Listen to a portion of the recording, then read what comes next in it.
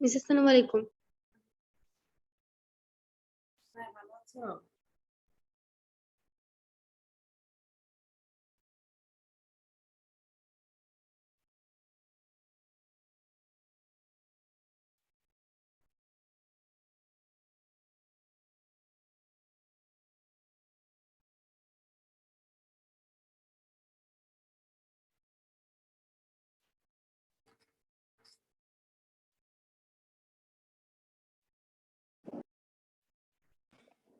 Miss আসসালামু আলাইকুম।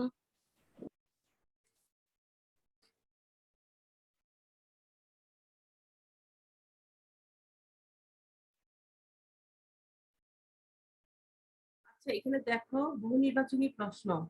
তোমরা কি স্ক্রিনে দেখতে পাচ্ছ? মেয়েরা? জি মিস। আচ্ছা, আমরা আজকে খতিয়ান নিয়ে আলোচনা করে এরপরে আসসালামু আলাইকুম। তোমাদের ওয়ালাইকুম আসসালাম। তোমাদের শর্ট সিলেবাসে কোন কোন অধ্যায় কমপ্লিট হয়েছে বলতে পারবে মেয়েরা? অফলাইন ক্লাস যখন হয়েছিল আমাদের স্কুলে তখন কোন চ্যাপ্টার গুলো হয়েছে কমপ্লিট? আমি জাবেদা করেছিলাম। একটু কেউ বলবে যারা তোমরা কি কেউ ক্লাস করেছো অফলাইন ক্লাস?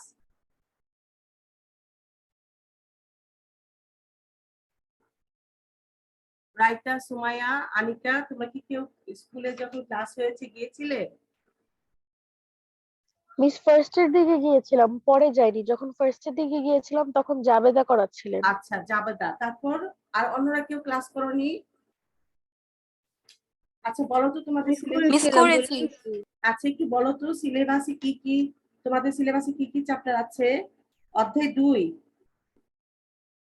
শর্ট 2 থেকে সিলেবাস। 7 পর্যন্ত আর 9-10। আচ্ছা, অধ্যায় 2 থেকে 7 পর্যন্ত আর হচ্ছে 9-10। আর 9-10। আচ্ছা, আমাদের শ্রদ্ধা হাসান স্যার অধ্যায় 2 করিয়েছিল না? আমি 3 করিয়েছিলাম। এরকম কি হয়েছিল যারা রেগুলার ক্লাস করেছো? জি মিস। 6-7 কমপ্লিট হলো। আমার যতটুকু মনে আছে আমি অধ্যায় 3 এর ওই ডেবিট ক্রেডিট নির্ণয়, তারপর হিসাবের শ্রেণী বিভাগ, এগুলো নিয়ে মনে হয় ক্লাসে আলোচনা করা হয়েছিল। এখন হাসান স্যার আমাদের আর্থিক বিবরণী করাচ্ছে, তাই না? জি মিস। আচ্ছা, তাহলে কি নেক্সট ক্লাসে আমি অধ্যায় 9 করাবো তোমাদের? আমি আজকে খতিয়ান নিয়ে আলোচনা করে আর খতিয়ান নিয়ে মানে আর খতিয়ান ক্লাসটা নিতে চাচ্ছি না। আমি আশা করছি তোমরা খতিয়ান সম্পর্কে বুঝতে পেরেছো। আর কোনো সমস্যা হওয়ার কথা না। তোমাদের কি আরো খতিয়ান ক্লাস লাগবে মনে হয়?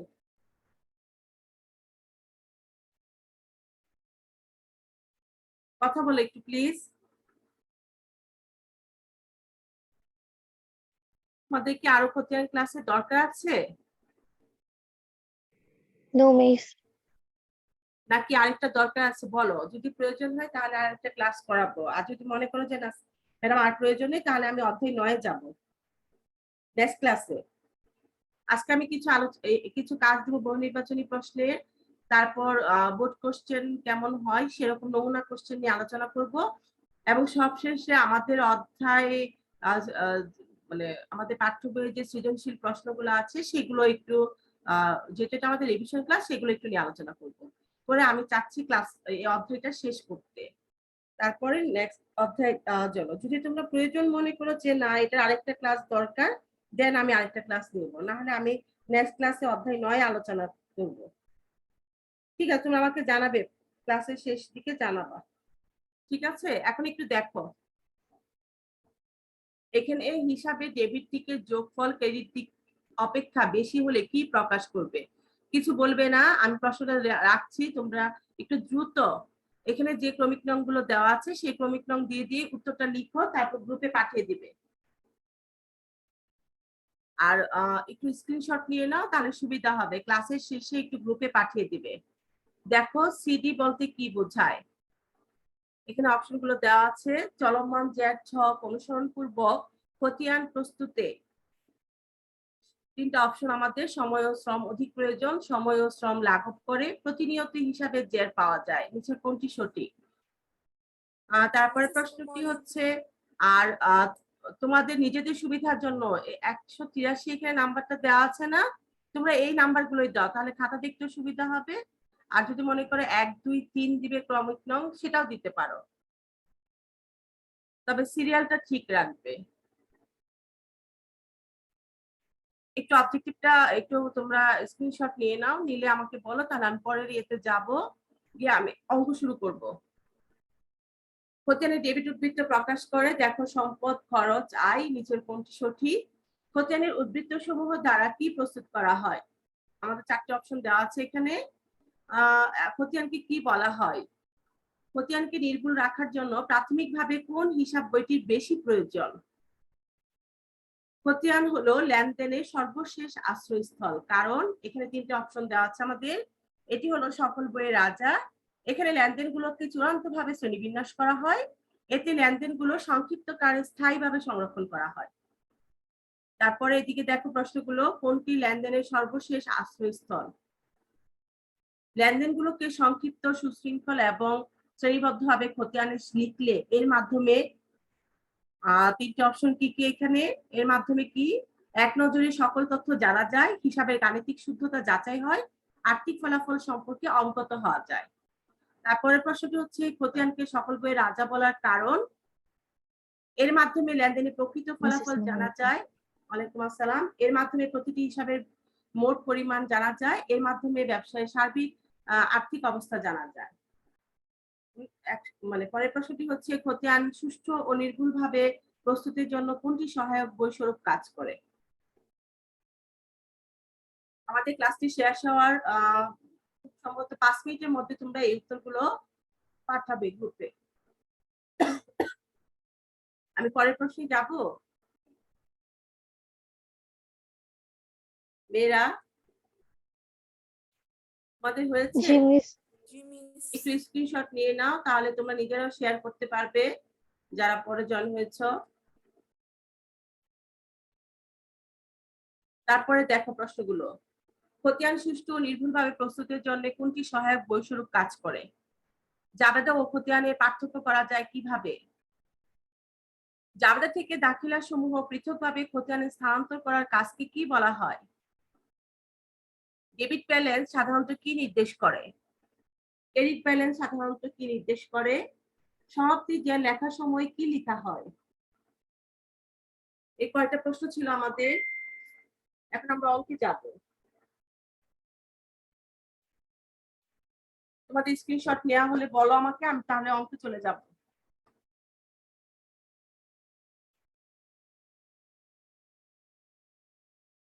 হয়েছে?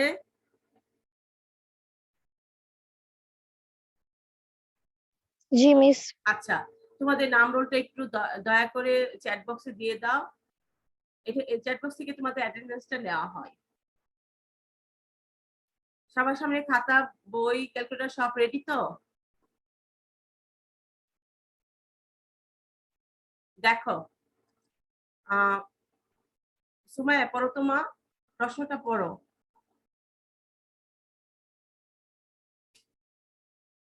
জনাব রাজন 2018 সালের 1 জুলাই নগদ 1,10,000 টাকা নিয়ে ব্যবসা শুরু করেন।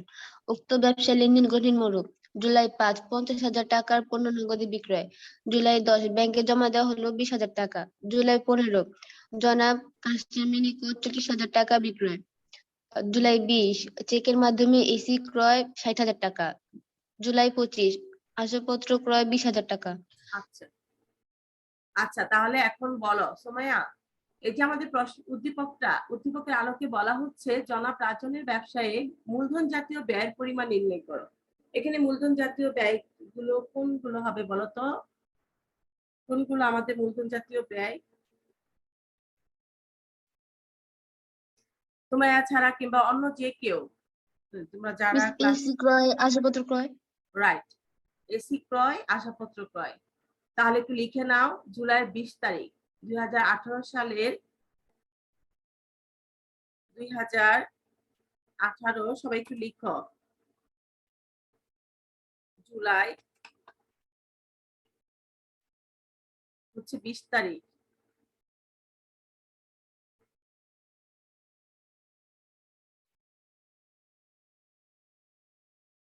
চেকের মাধ্যমে এসি ক্রয় 60,000 টাকা। তাহলে এটা কি হবে বলো তো? হিসাবের নামটা কি হবে? হিসাবের নাম কি হবে? কেউ বলতে পারবে?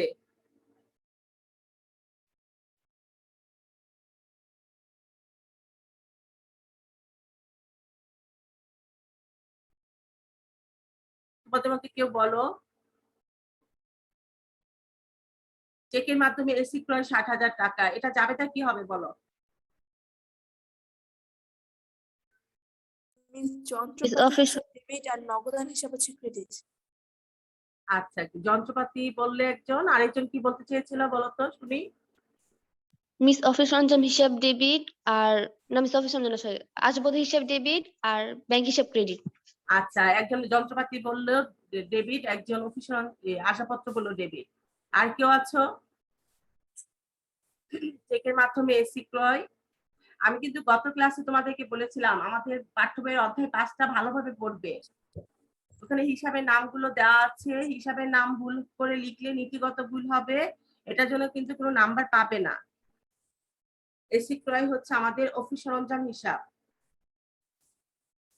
তাহলে আমরা এখানে অফিস সরঞ্জাম লিখবো।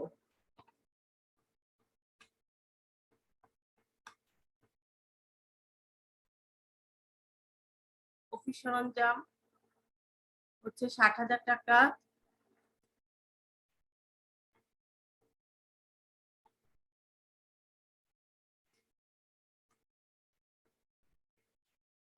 টাকা।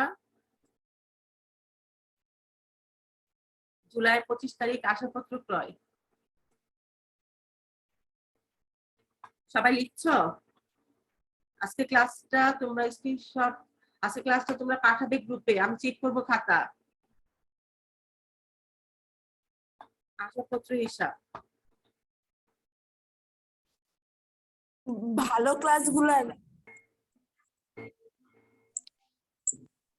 ক্লাসগুলো নেয় না, যেটা ক্লাসগুলো বেশি বেশি দিয়ে রাখছে।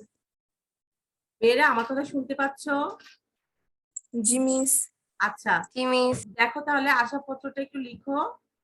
আসবাবপত্রের পরিমাণ কত আছে আমাদের? আসবাবপত্র হিসাবে আছে কত টাকা? 20,000 টাকা। আসবাবপত্র হিসাব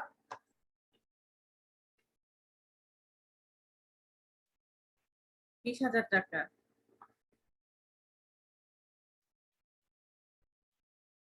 তাহলে আমাদের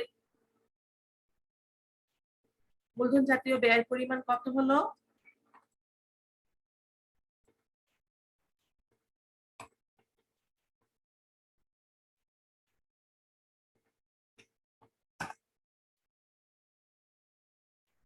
জনক রাজনের ব্যবসায় মূলধন জাতীয় ব্যয়ের পরিমাণ নির্ণয় করো। তাহলে আমরা এখানে লিখবো উপরে জনাব রাজনের ব্যবসায়ে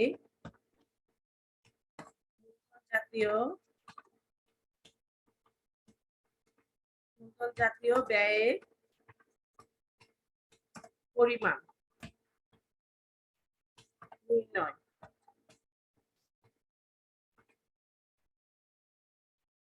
তাহলে 80,000 টাকা আমরা পেলাম। আমরা উত্তর লিখবো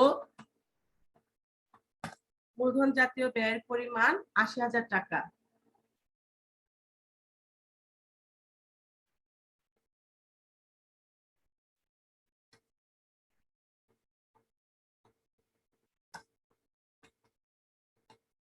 এখন আসো পরের প্রশ্নে। এখানে বলছি জনাব রাজনের লেনদেন গুলো জাবেদা দাখিলা দাও।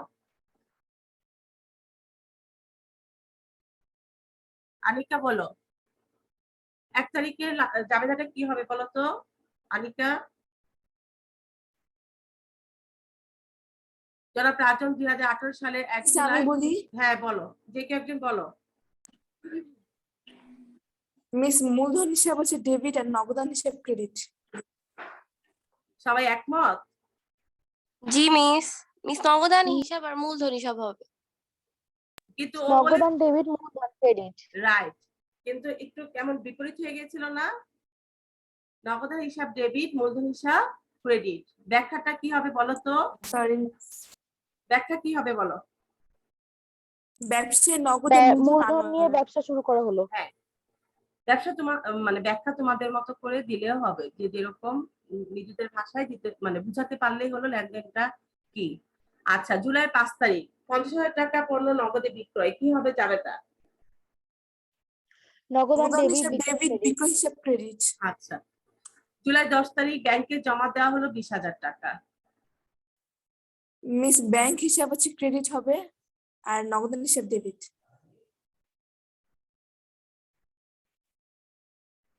সবাই একমত? ব্যাংকে জমা দেওয়া হলো 20,000 টাকা। মিস ব্যাংক ডেবিট নগদান ক্রেডিট। কেন বলতো? কারণটা কি? কেন ব্যাংক ডেবিট নগদান ক্রেডিট? কারণ মিস ব্যাংকে টাকা জমা দেওয়ার কারণে নগদ টাকা কমে গেছে, কিন্তু ব্যাংকের যে আবার টাকাটা ঠিকই বেড়ে ভেরি গেছে। গুড। একদিকে সম্পদ বৃদ্ধি পেয়েছে, আরেকদিকে সম্পদ হ্রাস পেয়েছে। 15 তারিখ জনাব কাশিমের নিকট 40,000 টাকা পণ্য বিক্রয়, কি হবে জাবেদা?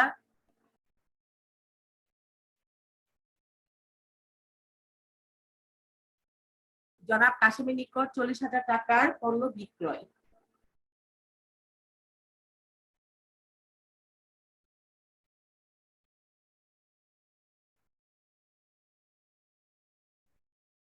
কেউ বলতে পারছো না?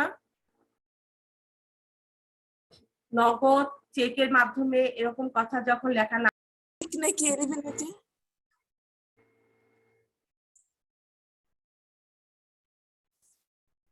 আচ্ছা, 15 নম্বর জাবেদাটা বলো তো মিস কি হবে? মিস আমি বলবো। বলো। মিস পাওনাদার হিসাব ডেবিট আর বিক্রয় হিসাব হচ্ছে ক্রেডিট। হ্যাঁ, আবার আবার বাকিতে পণ্য বিক্রি করলে কি সৃষ্টি হয়? দেনাদার কাসিম হিসাব ডেবিট আর বিক্রয় ক্রেডিট। রাইট, দেনাদার কাসম হিসাব ডেবিট, বিক্রয় হিসাব ক্রেডিট। আচ্ছা, 20 তারিখ বলো চেকের মাধ্যমে এসি ক্রয় 60,000 টাকা, কি হবে জাবেদা? মিস ক্রয় হিসাব ডেবিট আর ব্যাংক হিসাব ক্রেডিট। মিস আমি এখন বলবো। বলো। মিস অফিস সঞ্চয় হিসাব ডেবিট আর ব্যাংক হিসাব ক্রেডিট। অফিস সরঞ্জাম হিসাব ডেবিট, ব্যাংক হিসাব ক্রেডিট। ঠিক আছে, কেন মিস বলো আমার তো? সবকিছু উল্টা হইতেছে কেন? হ্যাঁ, উল্টা হচ্ছে কেন বুঝতে পারি না। নাস্তা করেছো সকালে? জি মিস। আচ্ছা ঠিক আছে, একটু ধীরে স্থিরে চিন্তা করে তারপর উত্তর বলবে, ঠিক আছে? ওকে মিস। আচ্ছা, তারপর 25 তারিখ বলো আসবাবপত্র ক্রয় 20,000 টাকা, কি হবে জাবেদা? আসবাবপত্র ডেবিট নগদান ক্রেডিট। জি মিস আসবাবপত্র হিসাব ডেবিট আর হচ্ছে নগদান হিসাব আচ্ছা ক্রেডিট হবে। আচ্ছা ঠিক আছে, তাহলে আমি এখন আর যাচ্ছি না। জনাব রাজনের লেনদেন গুলো জাবেদা দেখলে তোমরা একটু প্রশ্নটা স্ক্রিনশট নিয়ে নাও, এরপরে Okay, miss. বাসায় এইটা কাজটা করবে। উপযুক্ত তথ্যের আলোকে মূলধন হিসাব ও বিক্রয় হিসাব প্রস্তুত করো। আমি নেক্সট ক্লাসে তোমাদেরকে বলেছিলাম যে গত ক্লাসে যে যখন কোনো হিসাব প্রস্তুত করতে বলবে আমরা দুইটা ছকের সাহায্যে করেছি, একটা টি ছক যেটাকে বলা হচ্ছে সনাতন পদ্ধতি, আরেকটি হচ্ছে আধুনিক ছক যেটাকে আমরা জানি যে চলমান জেড ছক, যেটা আধুনিক পদ্ধতি। কোনো কিছু উল্লেখ করা না থাকলে তোমরা চলমান জেড ছকে প্রস্তুত করবে, সেটা সুবিধা। আর যদি কেউ মনে করো যে কিছু বলা নেই আমি টি ছকে করবো, সেটাও করতে পারবে, কোনো সমস্যা নেই। আচ্ছা, প্রশ্নটা এখন স্ক্রিনশট নিয়েছো? জি মিস। আচ্ছা, থ্যাংক ইউ। তাহলে আসো আমরা, আর এখানে যে আমি হিসাবের নামগুলো লিখেছি, এখানে তোমরা হিসাবের নাম না লিখেও তোমরা লিখতে পারবে, বিবরণ যেহেতু লেখা আছে তোমরা লিখতে পারবে হচ্ছে চেকের মাধ্যমে এসি ক্রয়, আসবাবপত্র ক্রয়, এই কথাগুলো লিখতে পারবে এখানে। অফিস সরঞ্জাম হিসাব না লিখেও তোমরা কি লিখতে পারবে? এখানে চেকের মাধ্যমে এসি ক্রয় এই কথাটা লিখতে পারবে। চেকের মাধ্যমে Okay. যেহেতু বিবরণ বলা হয়েছে, তোমরা এটা লিখলেও হবে, চেকের মাধ্যমে এসি ক্রয়, এটাও লিখতে পারবে। আর এটা লিখলে সুবিধা কি, অনেক সময় হিসাবের নাম যদি ভুল লিখো তাহলে পুরো অঙ্কটা কেটে দিবে। এই জন্য যেটা বিবরণ আছে সেটা লিখবে, তাহলে এখানে নাম্বার কাটার কোনো অপশন নেই। আর এখানে হচ্ছে আসবাবপত্র ক্রয়, আসবাবপত্র ক্রয়, ঠিক আছে। হিসাবের নাম না লিখে সংশ্লিষ্ট হিসাব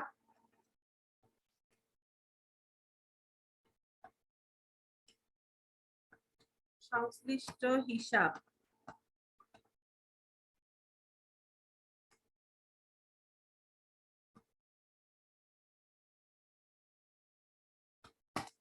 অথবা বিবরণ, যদি সংশ্লিষ্ট হিসাব লেখা হয় তাহলে হিসাবের নামগুলো আসবে, আর যখন বিবরণ লিখবো তখন আমরা এভাবে লিখবো, এবং এভাবে বিবরণটা যখন লিখবো তখন এভাবে লিখাটাই বেটার। চেকের মাধ্যমে এসি ক্রয়, আসবাবপত্র ক্রয়, এটাই লিখবে।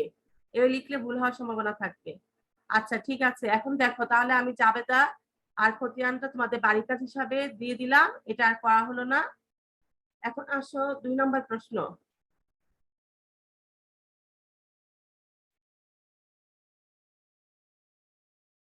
দুই নম্বর প্রশ্নটা রায়তা পড়ো।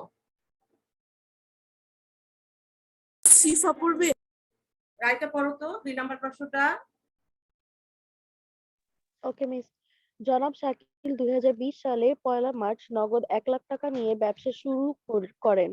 উক্ত ব্যবসার লেনদেন নিম্নরূপ: মার্চ 2, মনিরের নিকট হতে 50,000 টাকার পণ্য ক্রয়। মার্চ 5, জীবন বীমার প্রিমিয়াম প্রদান 2,000 টাকা। মার্চ 12, কমিশন পাওয়া গেল 3,000 টাকা।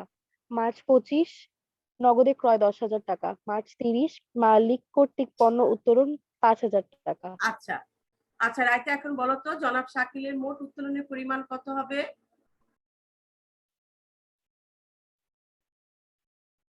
আচ্ছা রায়তা কিংবা সবার কাছে প্রশ্নটা কে বলতে পারবে? সবার আগে উত্তরটা কে দিবে? বলো। 7,000 টাকা। 7,000 টাকা। কি কি? উত্তোলন আর বীমা প্রিমিয়াম। হ্যাঁ রাইট। জীবন বীমা প্রিমিয়াম এটা মালিকের ব্যক্তিগত খরচ, কারবার থেকে নেওয়া হয়েছে, তাহলে উত্তোলন হিসাব ডেবিট, নগদের হিসাব ক্রেডিট। এটাও মালিক কর্তৃক পণ্য উত্তোলন, উত্তোলন হিসাব ডেবিট, ক্রয় হিসাব ক্রেডিট, দুটি উত্তোলনের পরিমাণ তাহলে 5,000 টাকা 2,000 টাকা। তাহলে ছকটা কি হবে? তারিখ, বিবরণ আর টাকার ঘর দুইটি। জীবন বীমা প্রিমিয়াম প্রদান লিখবে 2,000 টাকা, মালিক কর্তৃক পণ্য উত্তোলন লিখবে 5,000 টাকা, বিবরণ লিখে তারপর 5,000 2,000 টাকা যোগ করে 7,000 টাকা দুই টান দিয়ে বন্ধ করে দিবে। ঠিক আছে, এখন বলো জনাব শাকিলের স্বত্বাধিকারের পরিমাণ নির্ণয় করো। কি কি আসবে? স্বত্বাধিকারের পরিমাণ বলো তো। আমি এখানেই করছি, তোমরা বলো শুধু রাফ। এটা বলো কিভাবে লিখবো আমরা স্বত্বাধিকারের পরিমাণ নির্ণয়।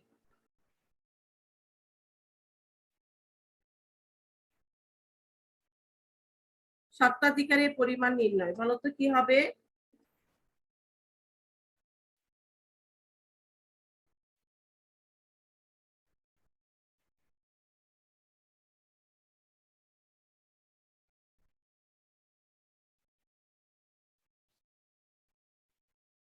কি কি আসবে বলো তো স্বত্বাধিকারের পরিমাণ নির্ণয়ে?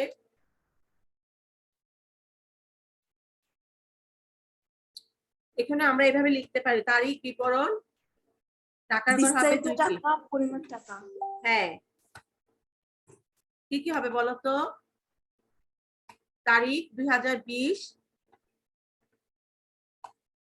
মার্চের কয় তারিখ আসবে বলো তো? 1 কি হবে? মার্চের 1 হবে আমাদের মূলধন। মূলধন কত টাকা? 1 1 লাখ। লাখ টাকা। 1 লাখ। হ্যাঁ, চলো অঙ্কটা করি আমরা। 1 লাখ টাকা। তারপর মার্চের, আমরা সহজভাবে যদি বলি, আমরা মালিকানা সত্ত্ব যেটা টেবুলার ছকে করেছিলাম সেখানে কি করেছিলাম? মূল মালিকানা সত্ত্বের ঘরে আমরা কি করেছিলাম দেখো তো, সূত্রটা যদি মনে থাকে। আমরা কিভাবে করেছিলাম? মূলধন যোগ কি হবে? দায়। যোগ কি হবে বলতো? আয়। ব্যয়। মাইনাস কি হবে? ব্যয়। দায় মাইনাস এবং কি? উত্তোলন। Minus minus. মনে উত্তোলন। হয়েছে? জি মাইনাস মিস। হচ্ছে উত্তোলন। আমরা মিস এভাবেই মাঝে কিন্তু মাঝে ছুটি লোক পায়। এভাবেই কিন্তু আমরা মালিকানা সত্ত্বের পরিমাণ নির্ণয় করব। তাহলে আমরা উত্তোলন লিখলাম। এখন ধরো দেখো আমরা যদি এই সূত্রের মাধ্যমে করি তাহলে কি আসছে আমাদের অঙ্কে? আয়। আয় কোনগুলো বলতো এখানে? কমিশন পাওয়া গেল। রাইট। আর আর কিছু আছে? আর কিছু নেই আমাদের মিস এখানে। এখানে দেখো আর কিছু নেই। তাহলে 12 তারিখ হচ্ছে কমিশন। আমরা লিখতে পারি এভাবে, এভাবে লিখলে সুন্দর হবে। যেটা সুন্দর হবে আমরা সেভাবে লিখবো, যোগ চিহ্ন দিব, দিয়ে লিখবো আয়। আয় সমূহ, এখানে যেহেতু একটা আয় এজন্য আয় লিখে আমরা কি লিখবো হচ্ছে কমিশন প্রাপ্তি। কমিশন প্রাপ্তি। আমরা কিন্তু পরীক্ষায় কিভাবে লিখবো সেটা নিয়ে কিন্তু আলোচনা হচ্ছে আজকে ক্লাসে। কমিশন প্রাপ্তি তাহলে কত টাকা? 2,000 টাকা, সরি 3,000 টাকা। 3,000 টাকা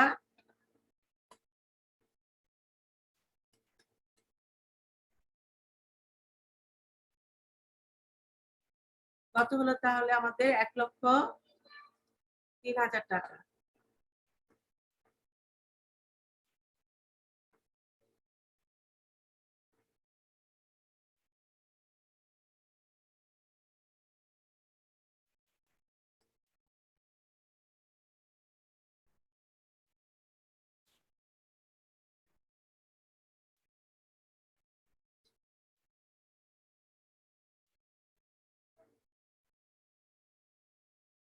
,03,000 টাকা। এখন আমরা লিখবো কি মার্চের কত তারিখ এখানে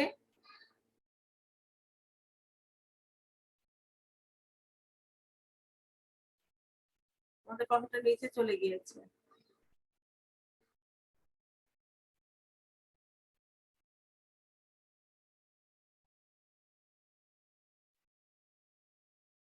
তারপর হচ্ছে আমাদের আয় সমূহ গেল, ব্যয় হলো কি কি এখানে, ব্যয়গুলো কি বলতে পারবে বলো তো মেয়েরা, ব্যয় কি কি?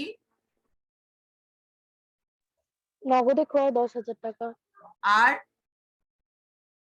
ব্যয় কি কি হবে? বীমা প্রিমিয়াম প্রদান 2,000 টাকা,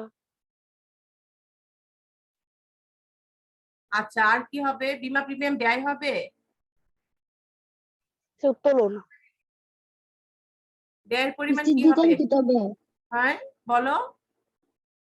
মনির নিকট ক্রয় তবে হ্যাঁ বাকিতে, শোনো বাকিতে হোক নগদে হোক কিন্তু এটা কি হবে, ব্যয় আমাদের বাকিতে ক্রয় হোক নগদে ক্রয় হোক কিন্তু এটি ব্যয় হিসাবে। তাহলে ব্যয়ের পরিমাণ কত হচ্ছে? 50,000 টাকা, 10,000 টাকা। এই 60,000 টাকা হচ্ছে আমাদের ব্যয়ের পরিমাণ। আমি একভাবে একটু লিখছি, তোমরা তারপর অঙ্কটা করবে। তাহলে ব্যয়ের পরিমাণ কত হচ্ছে? ব্যয় সমূহ, ব্যয়ের পরিমাণ হচ্ছে 50,000 টাকা আর 10,000 টাকা। 50,000 তোমরা একটু বলবে, যোগ হচ্ছে 10,000 টাকা, এই হচ্ছে 60,000 টাকা হচ্ছে আমাদের ব্যয়। আমরা ব্যয়টা কি করব? মাইনাস করব যে এই জন্য আমরা ব্র্যাকেটে রাখবো। 60,000 টাকা আমরা ব্র্যাকেটে দিয়ে দিব।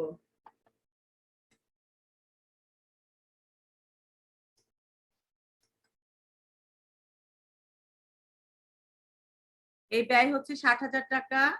তারপরে এখন আসবো আমরা কি, এটা হচ্ছে ব্যয় কি হবে? মাইনাস হবে।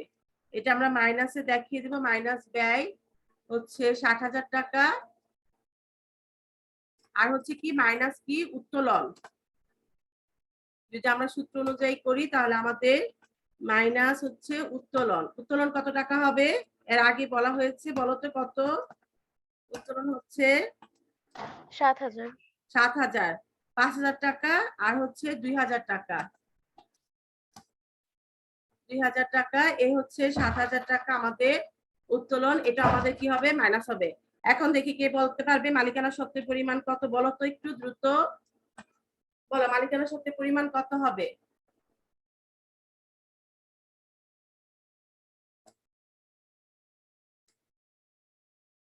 পঞ্চান্ন হাজার। 1,03,000 টাকা আয়, তাহলে 1,03,000 আর 60,000 মাইনাস করলে, আর 7,000 মাইনাস করলে কত হচ্ছে? কত বললে?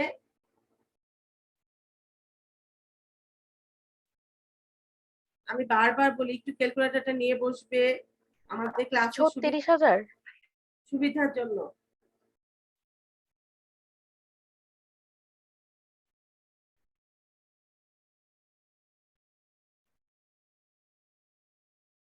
,1,03,000 36,000 হবে। মাইনাস হচ্ছে 67,000। 36,000 হবে, হ্যাঁ, তাহলে মালিকানা সত্ত্বের পরিমাণ কত হবে? মালিকানা সত্ত্বের পরিমাণ হবে 36,000 টাকা। আমি কিন্তু এখানে তারিখ, তোমরা কিন্তু সুন্দর করে তারিখ দিয়ে লিখবে,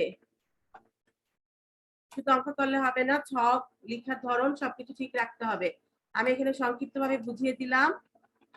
তাহলে আমাদের মালিকানা সত্ত্বের পরিমাণ 36,000 টাকা। তাহলে মালিকানা সত্ত্ব আমরা কিভাবে বের করব?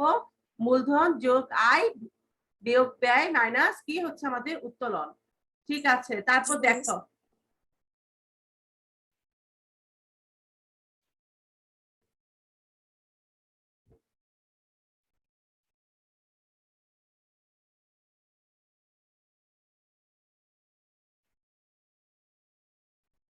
তারপরে প্রশ্নটা পড়ো।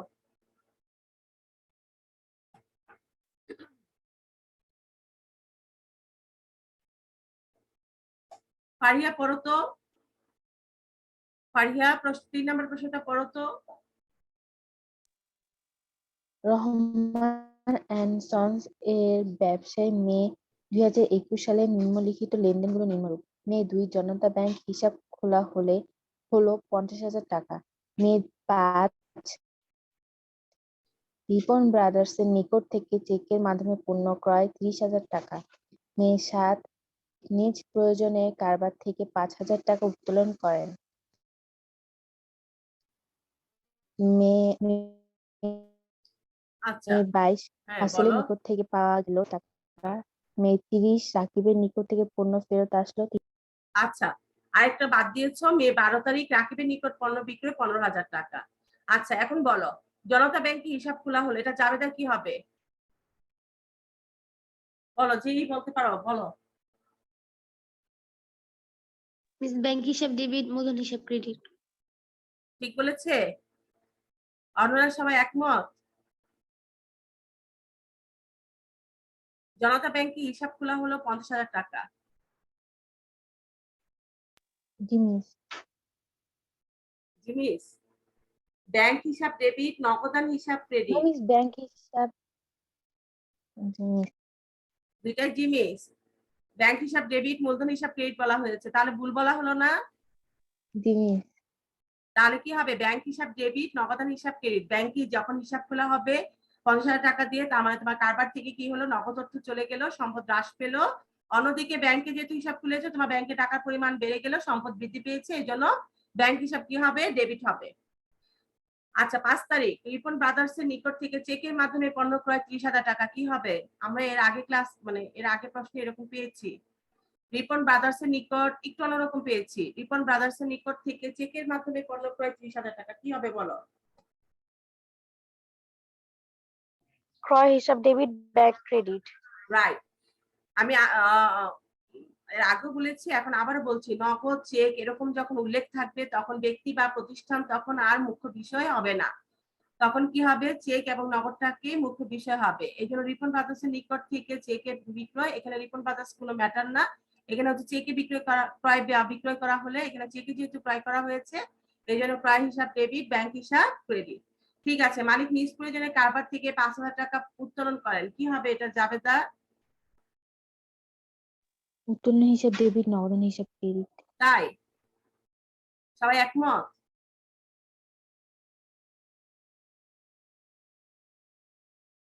উত্তোলন হিসাব ডেবিট, নগদান হিসাব ক্রেডিট হবে? বলো তো। মালিক নিজ প্রয়োজনে কারবার থেকে 5,000 টাকা উত্তোলন করেন। দেখছো কনফিডেন্স লেভেল কত কম। সবাই বলো যে হ্যাঁ ম্যাডাম এটাই তো হবে। মালিক নিজ প্রয়োজনে কারবার থেকে 5,000 টাকা উত্তোলন করেছেন, ঠিকই তো হয়েছে। উত্তোলন হিসাব ডেবিট, নগদান হিসাব ক্রেডিট। যে আমি বললাম অমনি সবাই চুপ হয়ে গেলে। ঠিকই তো বলেছ। 12 তারিখ দেখো রাকিবের নিকট পণ্য বিক্রয় 15,000 টাকা, কি হবে? এটার জাবেদা। মিস দেনাদার হিসাব ডেবিট, বিক্রয় দেনাদার হিসাব হিসাব ক্রেডিট। ডেবিট, বিক্রয় ক্রেডিট। রাইট। দেনাদারের পাশে কি লিখতে হবে? রাকিব লিখতে হবে না হবে না? মিস হবে। লিখতে হবে। আচ্ছা মে 22 তারিখ রাসেলের নিকট থেকে পাওয়া গেল 10,000 টাকা, জাবেদা কি হবে? মিস নগদান হিসাব ডেবিট আর দেনাদার হিসাব ক্রেডিট। রাইট। আমরা দেনাদারের কাছ থেকে টাকা পাবো, দেনাদার প্রতিষ্ঠানের সম্পদ হিসেবে বিবেচনা করা হয়, আর পাওনাদারের টাকা পরিশোধ করবো, পাওনাদারকে প্রতিষ্ঠানের দায় হিসেবে বিবেচনা করা হয়। মে 30 তারিখ রাকিবের নিকট থেকে পণ্য ফেরত আসলো 3,000 টাকা, কি হবে জাবেদা? বিক্রয় ফেরত হিসাব ডেবিট আর নগদান হিসাব ক্রেডিট। রাকিবের নিকট থেকে পণ্য ফেরত আসছে, আরেকবার বলো তো বাবা কি বলেছো? বিক্রয় ফেরত হিসাব ডেবিট আর নগদান হিসাব ক্রেডিট। নগদান হিসাব হবে? সরি, পাওনাদার হিসাব হবে। পাওনাদার হবে। বিক্রয়ের সাথে কার সম্পর্ক? দেনাদারের সম্পর্ক। হ্যাঁ, আমাদের 1 মিনিটও নিয়ে তোমরা একটু জয়েন হবে, আমাদের নেটের কারণে আজকে ক্লাস খুব ডিস্টার্ব হয়েছে, একটু প্লিজ 10-15 মিনিট নিব, বেশি সময় নিব না, তোমরা একটু জয়েন হবে। হ্যাঁ, তাহলে কি হচ্ছে? বিক্রয় ফেরত হিসাব ডেবিট আর দেনাদার রাকিব হিসাব কি হয়ে যাবে? ক্রেডিট। ক্রেডিট। কারণ আয় হ্রাস পেয়েছে এই জন্য বিক্রয় ফেরত হবে ডেবিট, আর পাশাপাশি দেনাদার অর্থাৎ সম্পদ হ্রাস পেয়েছে, এর জন্য দেনাদার হিসাব হবে ক্রেডিট। আর পণ্য ফেরত আসছে মানে হচ্ছে বিক্রয়কৃত পণ্য ফেরত আসছে, আর ফেরত দেওয়া হলে ক্রয়কৃত।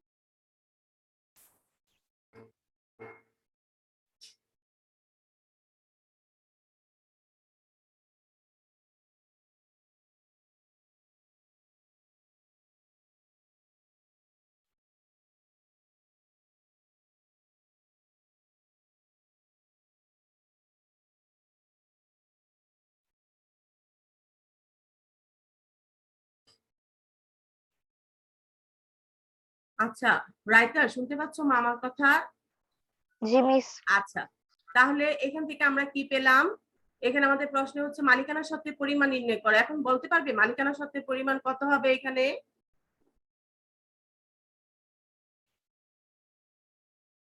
আমরা মালিকানা সত্ত্বের পরিমাণকে কি বলেছিলাম? মূলধন যোগ আয় বিয়োগ ব্যয় বিয়োগ উত্তোলন, এই তো। এখন এখানে আমাদের যেগুলো থাকবে সেগুলো দিয়ে আমরা কাজ করব। এখানে যেহেতু আমাদের মূলধন নেই, মূলধন আসবে না, তাহলে কি হবে এখানে বলো তো?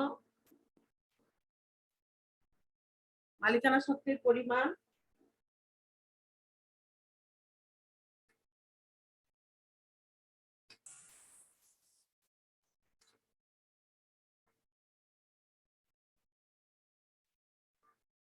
কি কি আসবে বলতে পারবে?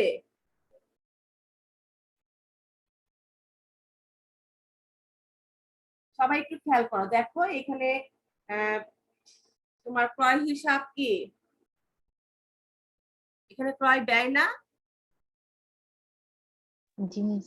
এখানে দেখো জনতা ব্যাংকে হিসাব খোলা হলো, তোমরা বলেছো যে নগদান হিসাব ব্যাংক হিসাব ডেবিট, নগদান হিসাব ক্রেডিট, তাই না? একদিকে সম্পদ বৃদ্ধি পেয়েছে আর একদিকে সম্পদ হ্রাস পেয়েছে।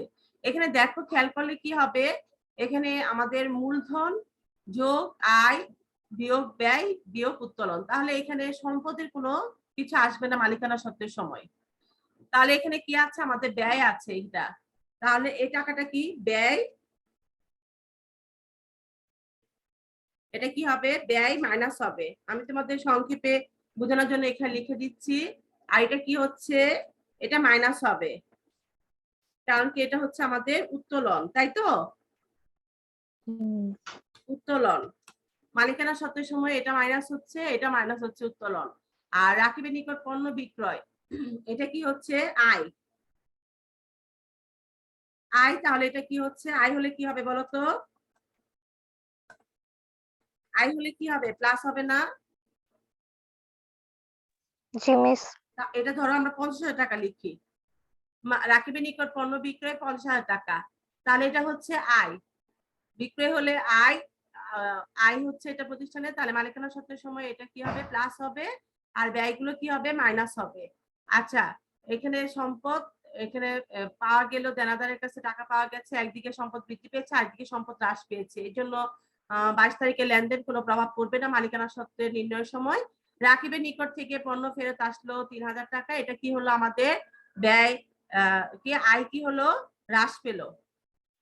আয় বৃদ্ধি পেলে প্লাস হচ্ছে, দেখো আয় বৃদ্ধি পেয়েছে, বিক্রয়ের ফলে কি হয়েছে? আয় বৃদ্ধি। আমি একটু লিখে ফেলি তাহলে তোমাদের সুবিধা হবে। আয় বৃদ্ধি পেলে এই জন্য প্লাস হচ্ছে। ব্যয় বৃদ্ধি, এটা এটা লিখবে কিন্তু, তাহলে তোমাদের বোঝার সুবিধা হবে। ব্যয় বৃদ্ধি পেলে মাইনাস হয়, আর ব্যয় হ্রাস পেলে কি হবে? প্লাস হবে। আর উত্তোলন হলে মাইনাস হচ্ছে। আয় বৃদ্ধি পেলে প্লাস হবে, আর আয় হ্রাস পেলে কি হবে বলতো? বিপরীতমুখী সম্পর্ক, তাহলে আয় হ্রাস পেলে কি হবে? মাইনাস হবে। তাহলে এটা আয় হ্রাস পেয়েছে, আয় হ্রাস পেয়েছে, এজন্য এটা মাইনাস হবে। এখন তাহলে বুঝতে পেরেছো? এখন কেউ বলো তো মালিকানা সত্ত্বের পরিমাণ কত হবে?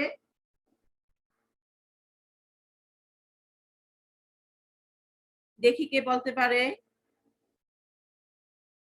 মালিকানা সত্ত্বের পরিমাণ কত?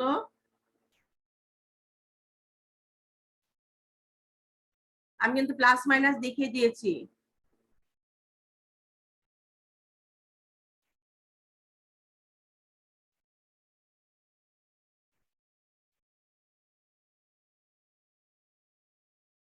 দেখো প্রথম কি লিখবে? বিক্রয় লিখবে আয় 50,000 টাকা, তারপর ব্যয় সমূহ লিখে কি লিখবে? চেকের মাধ্যমে পণ্য ক্রয় 30,000 টাকা মাইনাস করবে। পণ্য উত্তোলন করা হয়ে, সরি কারবার থেকে উত্তোলন করা হয়েছে, এটা মাইনাস হবে। আর হচ্ছে পণ্য ফেরত আসছে, এই জন্য এটা আয়ের হ্রাস পেয়েছে, মাইনাস হবে। তাহলে 50,000 টাকা থেকে 30,000 টাকা, 5,000, 35,000 টাকা, আর এদিকে 3,000, 38,000 টাকা। 50,000 টাকা থেকে 38,000 টাকা মাইনাস হলে কত হয়? 50,000 টাকা থেকে 38,000 টাকা মাইনাস করলে কত হবে? 12,000। হ্যাঁ, মালিকানা সত্ত্বের পরিমাণ হবে 12,000 টাকা। আমরা জানি জাবেদা হিসাবে সহায়ক, খতিয়ানের সহায়ক বই হিসাবে কাজ করে জাবেদা। এই জন্য যে সব কয়টা লেনদেন জাবেদা বলা হয়েছে, তোমাদের কাছ থেকে নেওয়া হয়েছে, আমিও বলেছি, আমরা এগুলো নিয়ে আলোচনা করেছি। এখন এখানে দেখো, টি ছক ব্যবহার করে উপযুক্ত তথ্যের ভিত্তিতে ব্যাংক ও বিক্রয় হিসাবে খতিয়ান প্রস্তুত করো। টি ছক যখন উল্লেখ থাকবে তখন এটা টি ছকের সাহায্যে করবে। আর চলমান জের ছক ব্যবহার করে উপযুক্ত তথ্যের ভিত্তিতে দেনাদার হিসাব ও ক্রয় হিসাবে খতিয়ান প্রস্তুত করো। তাহলে পরেরটা, প্রথমটা হচ্ছে সনাতন পদ্ধতি আর দ্বিতীয়টা হচ্ছে আধুনিক পদ্ধতি। দুই পদ্ধতিতেই তোমরা খতিয়ান প্রস্তুত করবে। আমি দেখো এখানে এটা 1 নাম্বারটা কি স্ক্রিনশট নেওয়া হয়েছে তোমাদের প্রশ্ন? জি মিস। আচ্ছা, তারপর 2 নাম্বার স্ক্রিনশট নেওয়া হয়েছে।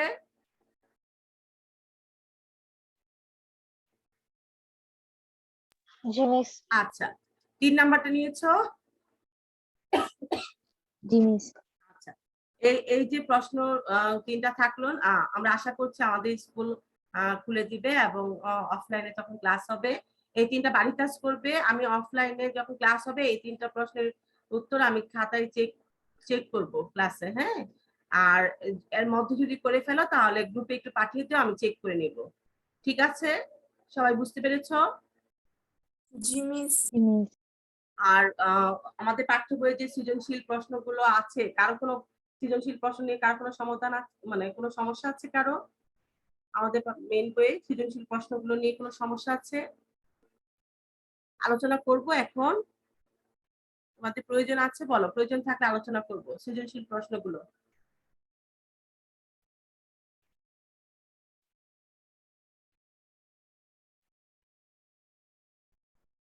সৃজনশীল প্রশ্ন 1 নাম্বারটা নিয়ে মনে হয় আলোচনা হয়েছিল না ক্লাসে? 1, 2 হয়েছে তোমাদের সাথে আলোচনা? মেয়েরা একটু বলো প্লিজ। 3 নাম্বার হয়েছে?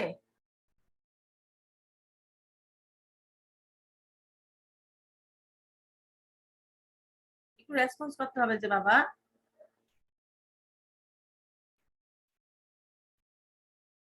তোমাদের প্রয়োজন আছে সৃজনশীল প্রশ্নগুলো নিয়ে আলোচনা করার? যদি মনে করো তাহলে আমরা আলোচনা করব।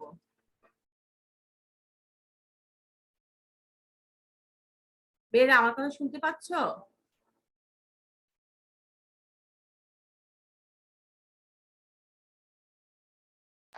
মিস আপনার কথা কেটে কেটে যাচ্ছে। কেটে যাচ্ছে? এখন শুনতে পাচ্ছ? জি মিস। আচ্ছা, আমি বলেছি আমাদের যে পাঠ্য বইয়ের সৃজনশীল প্রশ্নগুলো আছে সেগুলো নিয়ে কি আলোচনা করা লাগবে আর ক্লাসে এখন?